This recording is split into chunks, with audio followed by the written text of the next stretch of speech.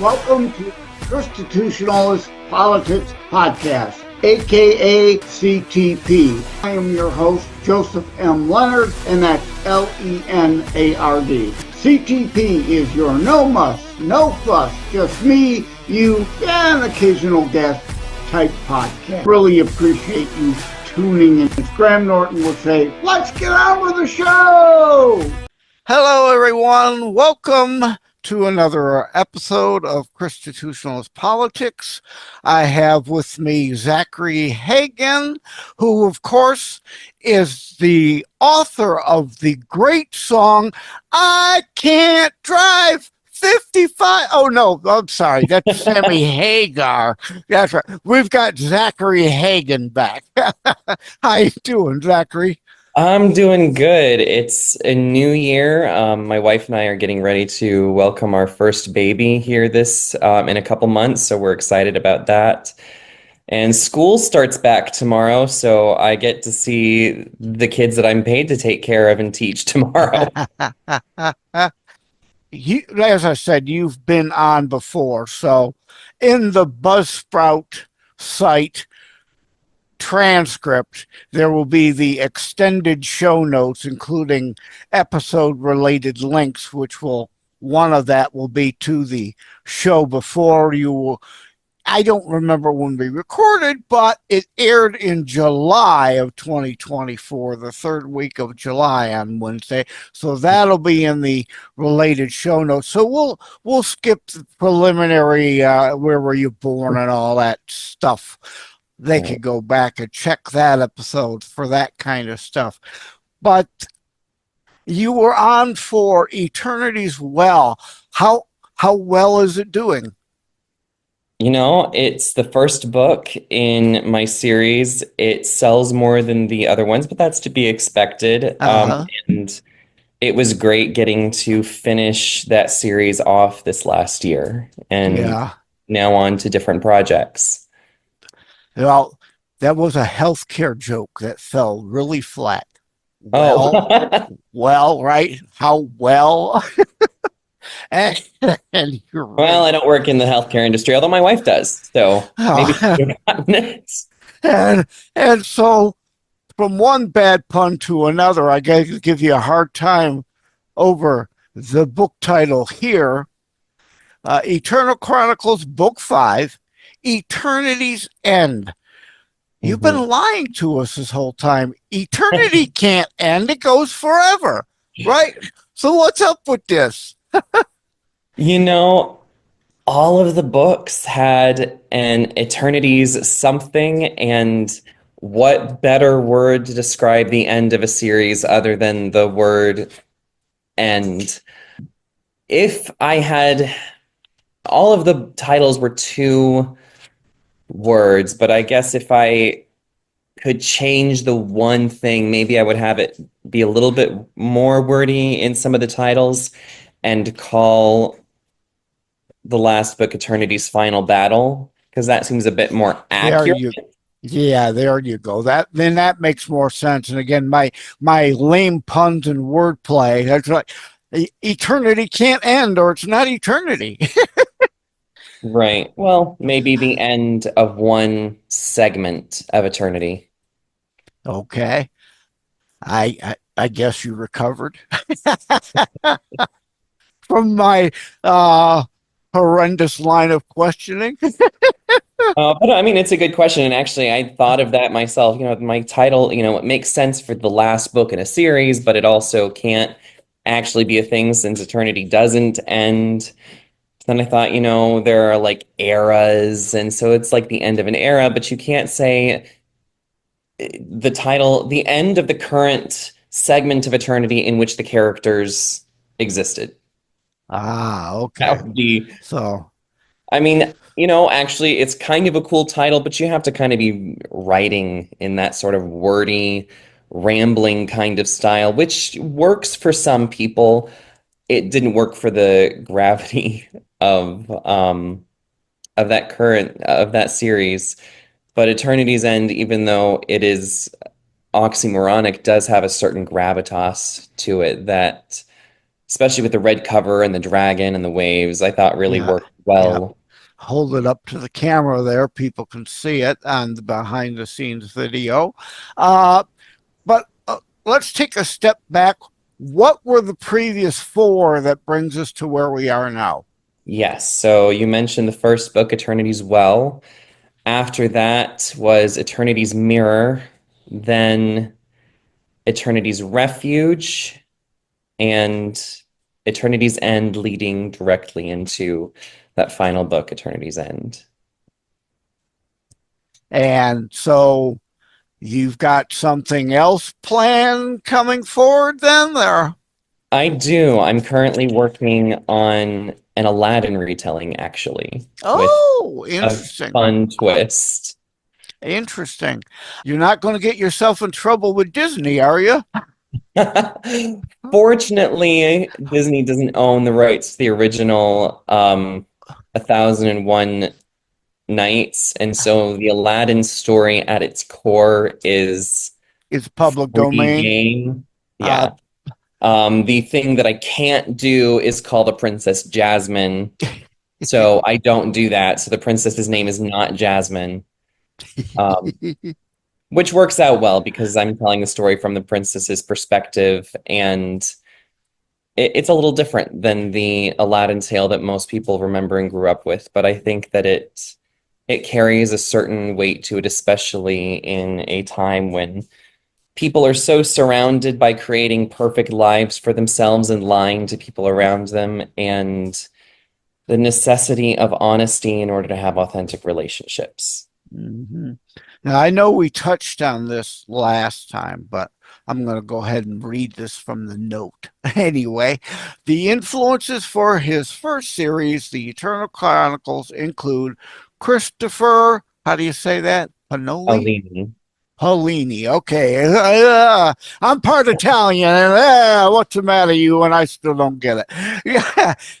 Tolkien, of course, C.S. Lewis, and others. Any more you want to add to that list? Or indeed, I think we discussed before that I thought I saw some Tolkien in there. Definitely C.S. Lewis.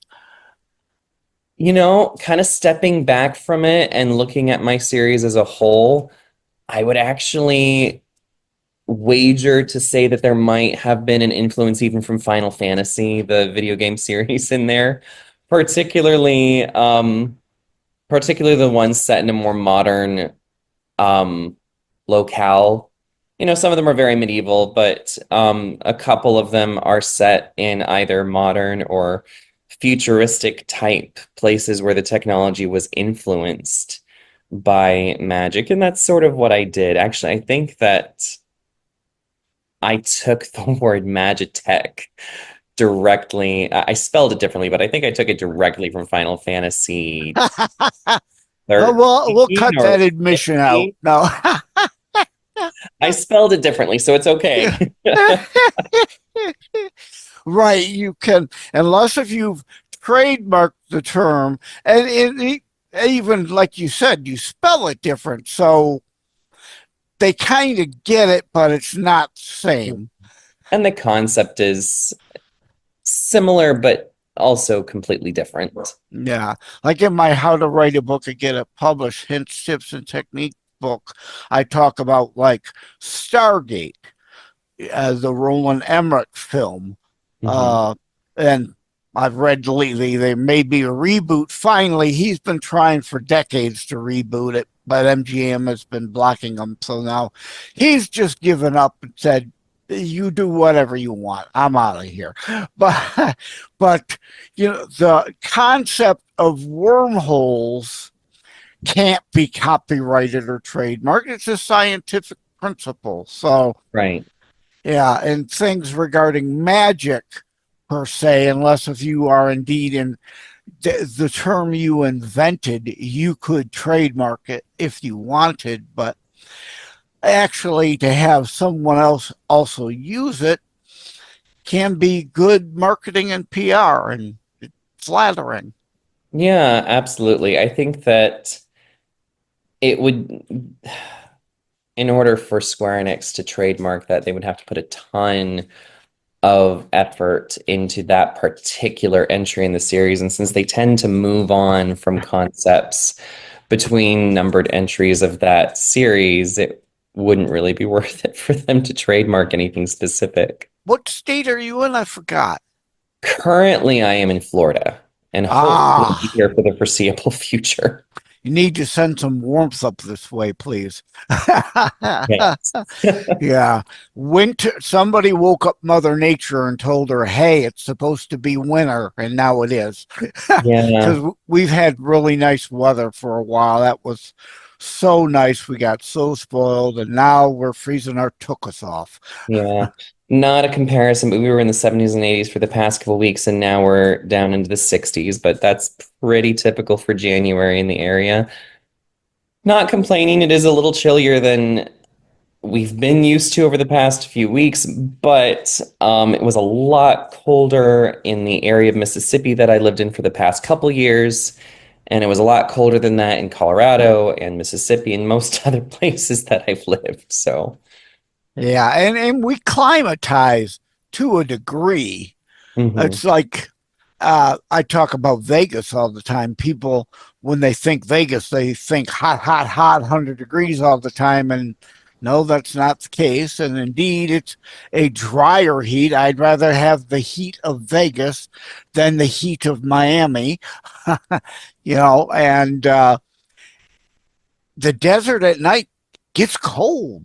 There's nothing there to keep the heat down. So Yeah. when you're used to 75, 80, 60 is a shock to the system all of a sudden. A little bit, and we take our dogs out and they have the fur coat, so they're fine with whatever. And I'm like, maybe shorts weren't the best idea to come down and take the dogs for a walk.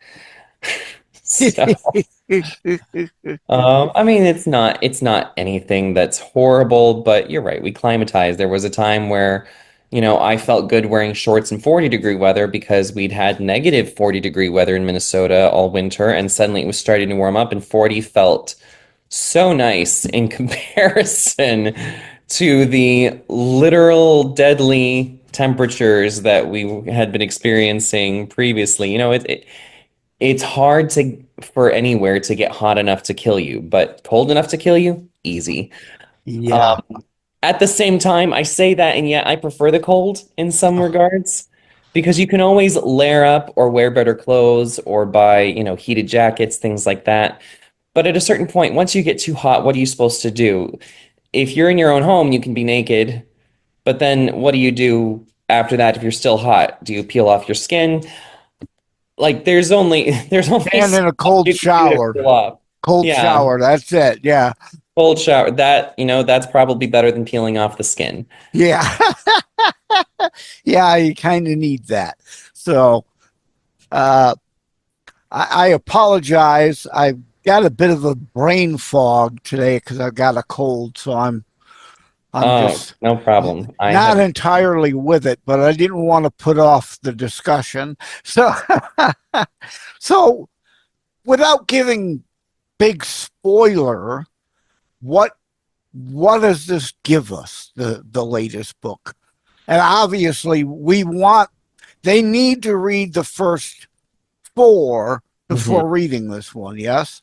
Absolutely. I think I had a review from someone who read Eternities Edge without reading any of the previous three books, and it was a decent review, but she also complained about how there wasn't enough of an introduction to the characters. And I'm like, this is the fourth book in the series. At this point, that's kind of on you for not reading the previous three. So, yes, no one should march into Eternity's End without reading the previous four books, but especially not before reading Eternity's Edge because um, and I think I said this in one other interview, but Eternity's Edge and Eternity's End were originally planned to be one book, but it was too long. It would have been something like 140,000 words, and it would have been double the size of the other books. And it just didn't make sense. So I split the story sort of at the halfway point. Well, hey, right? Harry Potter, the movies, them and some others had a part one and a part two. Their movie got too big, right? So Yeah, could certainly do that with the book. And I find it funny you mentioned that review because I got one similar saying they didn't like it because my Terror Strikes Coming Soon to City Near You book doesn't have a lot of dialogue. And I'm like, where anywhere in the write up or interviews I've done have I said I'm a dialogue kind of writer? I'm more a narrator type writer. And in fact, another reviewer came in and critiqued their review. It's like, because is it the Great Gatsby that there's not one line of dialogue in it, or is it the opposite? It's all dialogue. I forget which, but she it might mentioned that be. in her rebuttal. Yeah, Yeah. it's like, I would rather actually, I don't know, it's hard to say because if it's all dialogue, that's basically a play, which is fine. But if there's no dialogue, I feel like that could work potentially better in a novel setting because as long as you're getting like inner glimpses into what the characters are thinking and you're seeing what's going on, like you're still experiencing a story. But if it's all dialogue, you have no exposition to make sense of anything. right, or there's got to be a lot of strange dialogue of here we sit at the cafe. Yeah. I don't know if it was Great Gatsby, although I will say I understand why it's a book that is taught in high school. If I had control over a curriculum for an 11th grade um, English class, would I personally choose to teach it?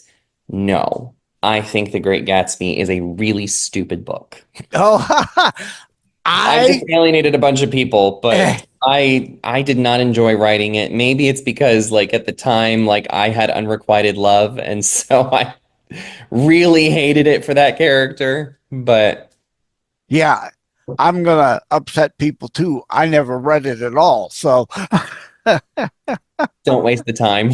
yeah, Not unless you are a massive sucker for the 1920s excessive use of color symbolism and the musings of a depressed descendant of a poet on 1920s life. that leads to a good question or point, rather, I guess, in that not everyone is everyone's cup of tea, Yeah, right? And that goes back to the review they left me. It's like, well, that's kind of on you. You have you could have asked. You see the reviews.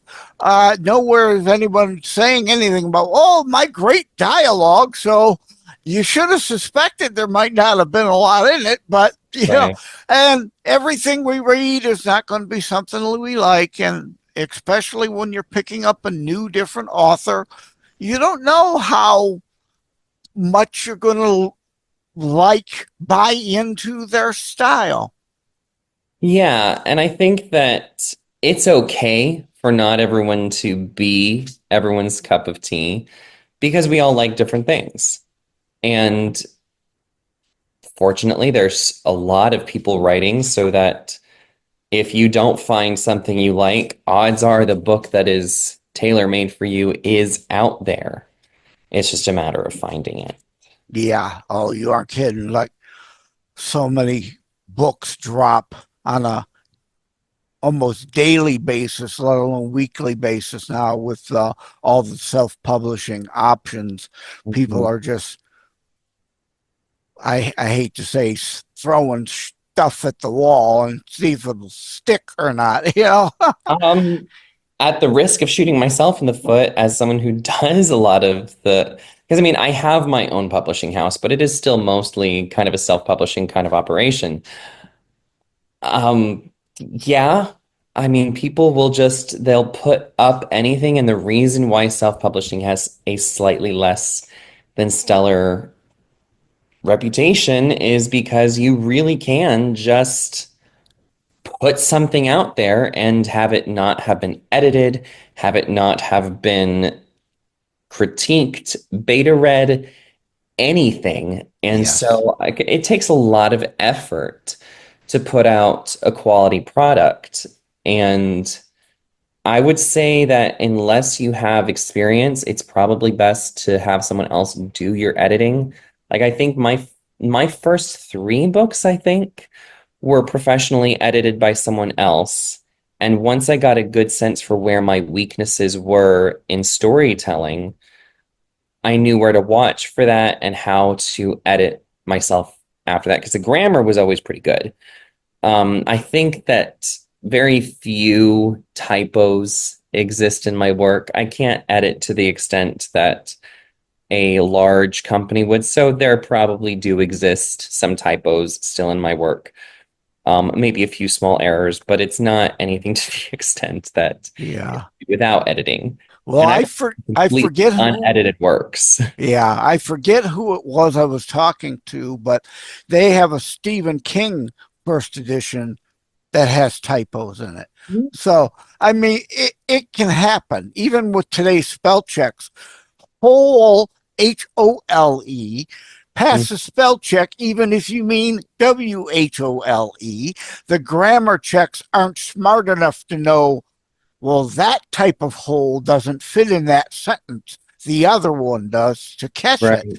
And then that's one of the reasons why I wrote How to Write a Book and Get It Published, Hints, Tips, and Techniques, making that very point. Please, please, please at least have a professional edit your book. And someone whose first language is the language you're writing in, not Yeah. somebody 3/4 of the way around the world who English is actually their fourth language or whatever. Yeah. I would absolutely agree. And like the only reason I edit my books myself is because I am I have been a professional editor in the past, and I teach English as well, part of my job, but it used to be my full job that I was a high school English teacher.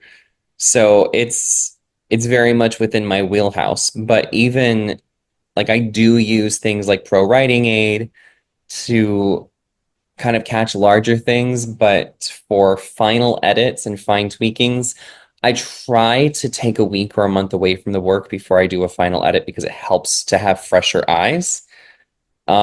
But I will literally go through and with either a red or a green pen, whatever I happen to be feeling like that day, and go through reading out loud every sentence to make sure that it's as clean as possible. And that's my final sweep through of an edit. I will read the book Yeah, out loud and that's one of my hints, tips, and techniques.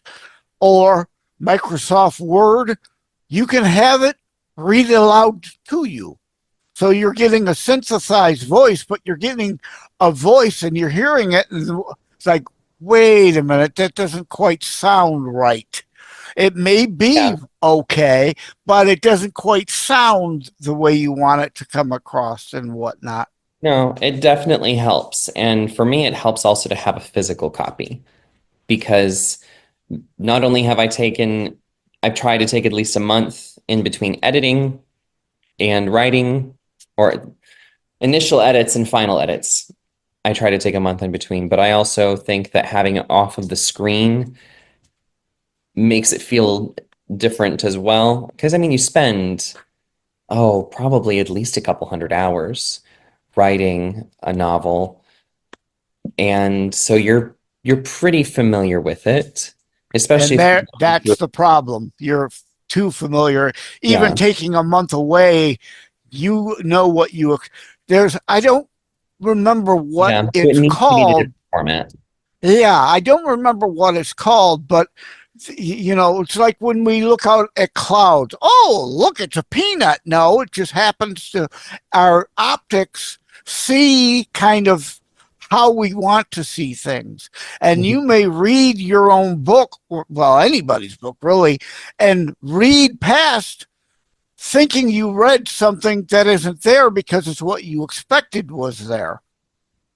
Yep. No, it's absolutely true. So even after my fine comb edit after a month and in the physical format, I still try to give, and actually, I don't think I've ever not done this. I give my mother an early copy of the book, and she was a teacher for a long time. And she reads it and sends me pictures of all of the grammar mistakes that she finds, and then I fix those before the final copy is submitted, pushed out on release day. Yeah, well, you're dealing in a fantasy world, so your language doesn't have to be exact to our English, right? In a way. There are definitely some liberties that I can take. Of course, dialogue doesn't have to be grammatically correct because dialogue isn't grammatically correct in the real world. But any exposition or narrative structure outside of dialogue and outside of weird spellings that I have to invent do have to be grammatically correct because people notice that. And if it's not correct, it pulls them out of the story.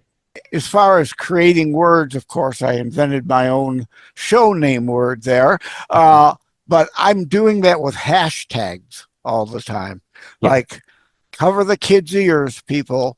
Not bad what I'm about to say, too bad, but cover the kids' ears. PG-13, this one is, I guess.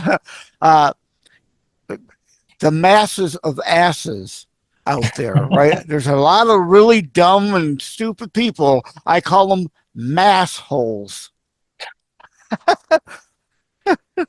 That one's good.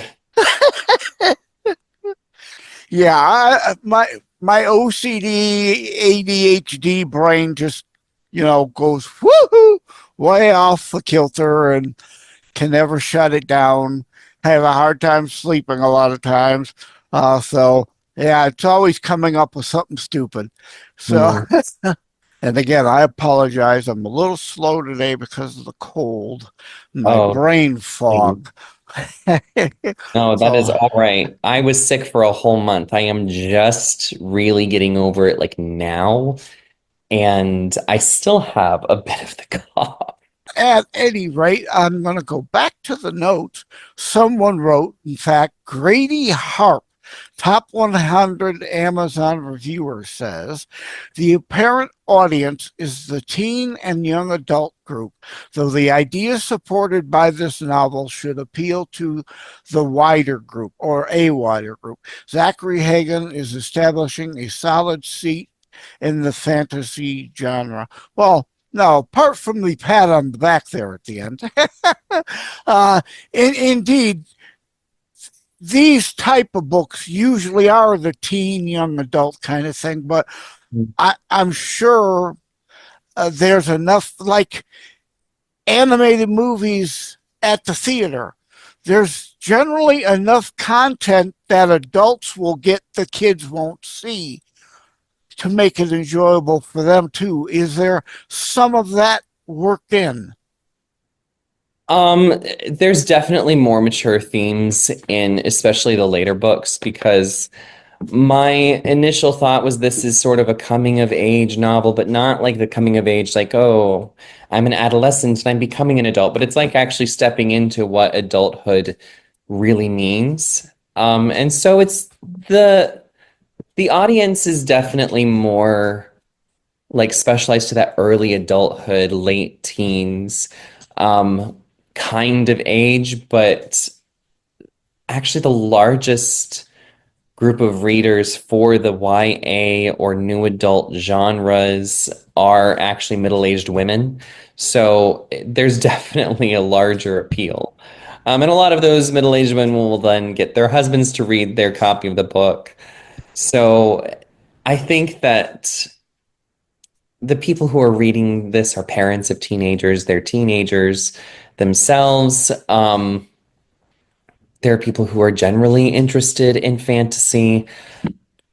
I would almost wager to say that most of my audience is probably in that wider group than in the teen group itself. But I would love if more teens were to read my book. Yeah. Now, fiction of any kind is a way fantasy, but fantasy genre takes it to a next step of designing and developing an entire fantasy world for it to take place in. And while I couldn't write it, I appreciate your books. And I was going to say, what was I going to say? There's that brain fog hitting me again. But fantasy, oh, I know what it was now. Whew, thank you, Lord. Fantasy books kind of give a way out or beyond dealing with the real world. You can put some great concepts. You could put real world moralities and whatnot in there, but it's not tied to, oh, well, I'm writing about 1930s Germany, or I'm writing about Stalin's Russia, or George Washington's time here in the U.S., right? Mm-hmm. So you could put all kinds of thoughts in, and it's potentially more retained because there's less distraction of other things that are real in it. Does any of that make sense? Oh, yeah, absolutely. I think that fantasy and sci-fi allow you to deal with sort of bigger questions. Because like even with historical fiction, you may be dealing with the real life of the character, and you may have taken inspiration from a real event. So you have some historical things happening, and you have accuracies to be concerned with. With, modern fiction, you have a very specific kind of time that you're going into there as well. And so there are accuracies and cultural references that will be specific to the time that you're writing in. Whereas with fantasy and sci-fi, I think that it's a little bit more timeless, which allows you to get out of the moment more and into more of a, can I tack into this kind of big political question in a way that's disarming for people so that the conversation can be thought about without it having to directly reference what we deal with in our own political landscape? Can I talk about this religious idea without it being a hot button issue? And not every author sets out to do that. Some books are simply just for entertainment. But I think that anyone, I think if you're not really looking to just get paid, I'd say that the books that really don't deal with bigger issues tend to be more like in the romance genre. And, love is a big issue, but, they tend to be more for the entertainment and less for the metaphysical understanding of the world, which is fine. But I definitely explore, some metaphysical questions in my books, and the fantasy setting allows me to do that in a way that's disarming and allows people to really ponder those questions without it being, oh, you're preaching, you're sitting your own view down my throat. Well, no, I'm not. I'm asking questions and I'm posing ideas. But if you do that within the setting of a fantasy novel, particularly, I think it allows people's minds to open up to different possibilities a little bit more than if they were reading a modern fiction story set in their time. Those political or those religious questions would feel a lot more preachy in that context. Yep. And you reminded me of a joke I like to tell. I'm too clever for metaphors. I use meta sixes. Sneak in another one of my lame puns and wordplay. So indeed, at any rate, let's go ahead and start to wrap it up. you do have a website, right? I don't have it written down on this particular sheet of paper, so I better do that so I can put it in the show notes. It's ZacharyHaganWrites.com. It does need some updating. My web designer quit, so I have to Uh-oh. find someone else or do it myself. But no, and it's been on the back burner for a while, so it's definitely not current. But there are links to get in contact with me and my publicist on there, and those are still accurate. And there will be some updates in the near future that will bring it up to date and give some more information on upcoming projects. Okay, and it's Zachary Hagan Writes, all run together, one big word, right? Yeah, .com. that's Okay. correct. Well, thanks for coming on again. I wish I would have been a little more with it, but I'm sure the audience will get something out of this still. Yeah, always a pleasure. Focusing on you, not me and my bad cold. Well, I hope you get better. Thank you, my friend. Take care. God bless. Same to you. Thank you for having tuned in for Constitutionalist Politics Show. If you haven't already, please check out my primary internationally available book, Terror Strikes, coming soon to a city near you. Available anywhere books are sold.